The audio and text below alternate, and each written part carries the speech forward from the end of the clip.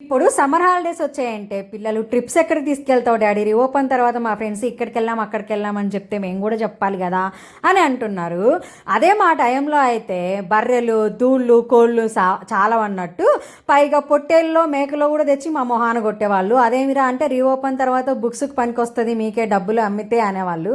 ఆ ఎండకి ఆ పొట్టేళ్ళు ఎనుములు మేకలు కాసి రీఓపెన్ తర్వాత స్కూల్కి వెళ్తే మేడంలు వాళ్ళు కూడా మమ్మల్ని కనుక్కునేవాళ్ళు కాదు, కర్రీ కాకి లెక్క అయిపోయే వాళ్ళము. మా టైంలో అలా ఉండే, ఇప్పుడు ఇలా ఉంది.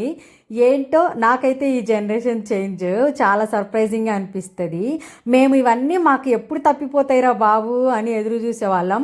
స్కూల్కి హాలిడేస్ రాకుండా ఉంటే బాగుండు, మా అమ్మోళ్ళు ఎనుములు తోలుకోవడానికో లేకపోతే చేలో గడ్డి కోయమనడానికో పనికో తీసుకెళ్తారని భయపడే వాళ్ళము. ఇప్పుడైతే సెలవులు రాగానే ట్రిప్ ఎక్కడ వెళ్దాం అంటారు మా పిల్లలు. నాకేం అర్థం కాదు.